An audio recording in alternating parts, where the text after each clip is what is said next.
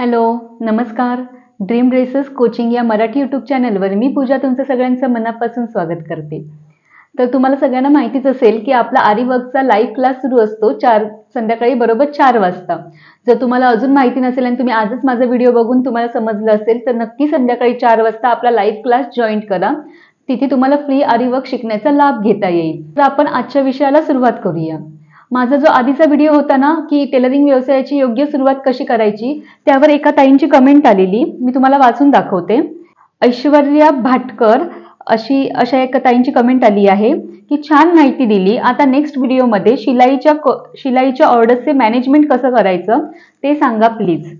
मग हा विषय त्यांनी मला कमेंट करून सांगितलाय की शिलाईची मॅनेजमेंट एक्सप्लेन कर म्हणून. मग त्या विषयाला अनुसरून मी आज थोडीशी तुम्हाला माहिती देते. असेच तुम्ही मला वेगवेगळ्या कमेंट्स करून सांगा की तुम्हाला माझ्याकडून कोणकोणत्या विषयावर माहिती ऐकायला आवडेल. तसंच मी वेगवेगळे विषय तुमच्या समोर मांडत जाईल. ओके, तर मग आजच्या विषयाला आपण सुरुवात करूया. तर आजचा विषय असा आहे की ऑर्डर्सचे नियोजन कसे करायचे. ओके, मग ऑर्डर्सचे नियोजन करण्यासाठी सगळ्यात पहिला मुद्दा म्हणजे तुम्ही शक्यतो जेव्हा तुमच्याकडे कस्टमर्स येतात ना तेव्हा तुम्हाला त्या कस्टमर्सच्या पिशवीवर सगळ्यात पहिला नाव नोट करून ठेवायचं आहे. मग अशाने काय होईल तर तुमच्या कस्टमर्सचे कपडे इकडे तिकडे होणार नाहीत. त्याच्यानंतर हे तर बेसिक झालं, पण सगळ्यात एकदम मस्त पर्याय म्हणजे काय सांगू तुम्हाला, एक रजिस्टर घाला तुम्ही, म्हणजे एक थोडं मोठं बुक घाला आणि त्यात जेव्हा पण तुमचा कस्टमर येईल ना तेव्हा पहिला त्यांचं कस्टमरचं नाव नोट करा, त्या कस्टमरचा नंबर नोट करा, त्यानंतर त्या कस्टमरला कोणता पॅटर्न हवा आहे ते तुम्ही तिथे नोट करून घ्या, म्हणजे तुम्ही नंतर विसरणार नाही. त्याचसोबत त्या कस्टमरला तुम्ही जी डेट देणार ना की ह्या तारखेला मी तुमचा ड्रेस देईन, मग ती डेट आहे ना ती तिथे नोट करून ठेवा, त्या बुकमध्ये डेट नोट करून ठेवा.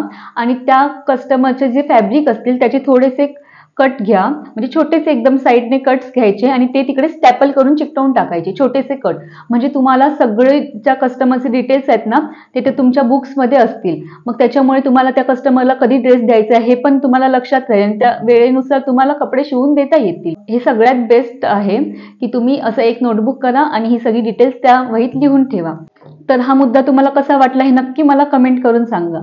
आता पुढचा मुद्दा, तुमच्याकडे जेव्हा पण कस्टमरचे ड्रेस शिवायला येतील ना तर आजच्या दिवसाचे जे ड्रेस असतील ते आज संध्याकाळीच कटिंग करून ठेवायचा प्रयत्न करा. म्हणजे आज सकाळपासून समजा संध्याकाळपर्यंत थोडे तुम्हाला ड्रेस आलेत तर मग त्याची कटिंग आज संध्याकाळी आणि उद्याच्या दिवसात त्यांची कटिंग झालीच पाहिजे अशी व्यवस्था तुम्हाला करायची आहे. त्यामुळे काय होतं, एकदा तुम्ही कटिंग करून ठेवलेत ना की शिवायला वेळ जात नाही. त्यामुळे शक्यतो जेवढं लवकरात लवकर होईल तेवढं तुम्ही कटिंग करून ठेवा. कटिंग करून ठेवलेले कपडे शिवायला वेळ लागत नाही, त्यामुळे पहिला कटिंग करून ठेवा, त्याच्यानंतर तुम्ही आरामात कधीही शिवू शकता. ओके, म्हणजे दुसरा मुद्दा काय होता की लवकरात लवकर तुम्हाला कटिंग करून ठेवायचे आहे. आज जेवढ्या ऑर्डर्स येतील ना, समजा कमी ऑर्डर्स असतील तर आज संध्याकाळी त्याची कटिंग तुम्हाला कंप्लीट करायची आहे. आणि समजा जास्त असतील ऑर्डर तर संध्याकाळी थोडे कटिंग करा, दुसऱ्या दिवशी थोडे कटिंग करा, म्हणजे तुमचं कटिंग होऊन जाईल. आणि जेव्हा तुम्हाला ऑर्डर्स द्यायच्या असतील ना तेव्हा पटकन तुम्ही ते स्टिच करू शकतात आदल्या दिवशी. ओके, तर हा एक मुद्दा झाला. त्याच्यानंतर पुढचा मुद्दा असा की जर तुमच्याकडे ऑर्डर जास्त असतील ना तर नक्कीच तुम्हाला हाताखाली मुली ठेवायच्या आहेत, म्हणजे तुम्ही कटिंग करून द्यायचं आणि त्यांच्याकडून स्टिचिंग करून घ्यायचं. असं जर तुम्ही केलात ना तर तुमचा कामाचा स्पीड वाढेल आणि त्याच्यामुळे काय होईल तर तुमच्यावरचा भार थोडा हलका होईल. तुम्ही एका साईडने कटिंग केलात त्या स्टिच करतात, हे मी स्वतः अनुभवलेलं आहे म्हणून सांगते. जेव्हा माझं सावंतवाडीत शॉप होतं ना तेव्हा मी फक्त कटिंग करायचे, शिवण्यासाठी मी मुली ठेवलेल्या, त्याचसोबत मला क्लास पण घ्यायला पॉसिबल व्हायचं. त्यामुळे तुम्हाला काय करायचं, सगळा लोड आपल्यावर घ्यायचा नाहीये, तुम्ही फक्त कटिंग करून ठेवायचं, कारण कटिंग महत्वाचं असतं शिलाई कामामध्ये. आणि तसंच स्टिचिंग पण महत्वाचं असतं, फिनिशिंग पण महत्वाचं असतं. पण जेव्हा तुम्ही मुली कामासाठी ठेवतात आपल्याकडे तेव्हा पहिला तुम्ही स्वतःचे ड्रेस किंवा काही असं किंवा त्यांनी शिवलेले ड्रेस चेक करायचे आहेत. जर नसतील तर तुम्ही त्यांना स्वतःचा पहिला ड्रेस शिवून घ्यायचा आहे त्यांच्याकडून, त्यांचं फिनिशिंग बघायचंय, नंतरच त्यांना कामावर ठेवायचंय. जर मुलींचं फिनिशिंग बरोबर नसेल तर त्यांना कामावर नाही ठेवायचं आहे. चांगलं प्रॉपर फिनिशिंग असलेल्या मुली तुम्हाला कामावर ठेवायच्या आहेत आणि तुम्ही कटिंग करून द्यायचंय आणि त्यांच्याकडून स्टिचिंग करून घ्यायचंय. आणि त्या स्टिचिंग करताना पण तुम्ही त्यांच्याकडे लक्ष द्यायचं आहे. त्यांनी स्टिचिंग करून दिल्यावर तो पूर्ण चेक करून नंतरच तो कस्टमरकडे द्यायचा आहे. हा पण एक मुद्दा झाला आहे त्यात. तर मग आताचा मुद्दा काय होता, तर तुम्ही कामासाठी मुली ठेवा. ओके, म्हणजे तुमचा भार हलका होईल. आणि त्याचसोबत तुम्हाला कामाचं नियोजन करायचं आहे. म्हणजे काय तर स्टिचिंगसाठी, कटिंगसाठी वेगवेगळ्या वेगवेगळी माणसं वापरायची आहेत तुम्हाला. तुम्ही कटिंग करताय तर स्टिचिंग वेगळ्या माणसाने. तसंच मग हुक बटन, हुक आय सगळं आपणच करत बसायचं नाहीत. कारण हुक आय करायला, हात शिलाई करायला खूप वेळ जातो. त्यामुळे काय करायचंय, एकतरी तुम्ही त्या मुलींकडे दिल्यात तर त्यांना सांगायचं की हा ब्लाउज कम्प्लिटली तू पूर्ण करून दे, किंवा हुक आय करण्यासाठी किंवा हात शिलाईसाठी तुम्हाला एक वेगळा माणूस निवडायचा आहे. ओके. तर असं तुम्ही कामाची विभागणी जेव्हा करता ना, तेव्हा तुमचं काम खूप सोपं होऊन जातं. ओके. तर आता पुढचा मुद्दा मी सांगते. पुढचा मुद्दा असा आहे, की जेव्हा पण तुमच्याकडे ऑर्डर्स येतात ना, तेव्हा त्याला लागणारं जे काही सामान असेल ना, ते सगळं तुम्हाला ना आधीच जमा करून ठेवायचं आहे. म्हणजे तुमच्याकडे आता ऑर्डर्स आली, की मला हे हा पॅटर्न पाहिजे. मग तुम्ही त्याला कोणती लेस लावणार, त्याला धागा कोणता लागणार, त्याला अस्तर किती लागणार, हे सगळं तुम्हाला ती जेव्हा ऑर्डर्स येते ना, तेव्हाच सामान तयार करून ठेवायचं आहे. नाहीतर तुम्ही आता मी परवा ऑर्डर्स द्यायची आहे, मी आज शिवणार आणि आज सामान आणणार असं करायचं नाही. कारण ऐनवेळी काय होतं, कधी-कधी जी हवी ती लेस मिळत नाही आणि तेव्हा आपल्याला वेळ पण नसतो, की आजूबाजूला जाऊन सगळीकडे शोधायला. कारण उद्या ऑर्डर्स द्यायची असते. त्यामुळे शक्यतो आज ऑर्डर आली, 4 दिवसांनी ती द्यायची आहे, तर आज किंवा उद्यामध्ये त्याचं सामान सगळं आपण रेडी करून ठेवायचं आहे.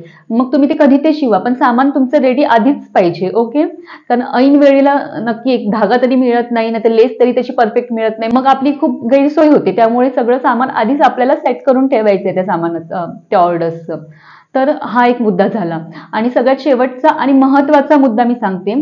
जेव्हा पण तुम्ही कधी पण कस्टमरचे कपडे शिवतात, रेडी करतात, तेव्हा ते अशीच घडी करून वगैरे त्यांना द्यायचे नाहीये. त्यांना प्रॉपर प्रेस नाही केली तरी एकदम चांगले फोल्ड करून त्यांना ते पिशवीत घालून त्यांचं नाव नोट करून ठेवायचं आहे. म्हणजे कस्टमर जेव्हा कपडे घ्यायला येतील ना, तेव्हा तुम्हाला सगळीकडे शोधत बसावे लागणार नाहीत. नावं चेक केलीत ना तुम्ही पिशव्यांवरची, की लगेच तुम्हाला ते कपडे मिळतील. पुन्हा काढून घालून त्यांना हे दाखवावं लागणार नाही. त्यामुळे कस्टमरचे कपडे पूर्ण व्यवस्थित फोल्ड करून ठेवायचे आहेत. त्याच्यानंतर त्याच्यावर त्या पिशवीवर नाव लिहून ठेवायचं आहे, किंवा एक करू शकतात, की तुम्ही असे छोटे-छोटे ना लेबल्स तयार करून घ्या. तुमची कार्ड्स तयार केली तरी चालतात. तुमची कार्ड्स तयार केली तर त्याच्या मागे कस्टमरचं नाव लिहा, त्याला स्टॅपल करा पिशवीला. म्हणजे तुम्हाला समजून जाईल, की ही या कस्टमरची बॅग आहे. जो तुम्ही सीरियल नंबर घातला असेल ना बुकमध्ये, तो सीरियल नंबर त्याला टाका, कस्टमरचं नाव टाका. कस्टमर येईल तेव्हा तुम्हाला ती लगेच सापडेल पिशवी. अशा प्रकारे तुम्ही ऑर्डर्सचं नियोजन करू शकता. अजून जर काही मुद्दे हात राहिले असतील तर तुम्ही मला कमेंट करून सांगा. आणि माझा आजचा व्हिडिओ तुम्हाला कसा वाटला हे पण तुम्ही मला कमेंट करून सांगा. जर तुम्हाला ह्या मुद्द्यांचा काही उपयोग होत असेल, माझे मुद्दे तुम्हाला आवडले असतील, तर प्लीज मला कमेंट करून सांगा. माझा व्हिडिओ आवडला असेल तर नक्की लाईक करा आणि जास्तीत जास्त लोकांपर्यंत माझा व्हिडिओ शेअर करा. Thank you.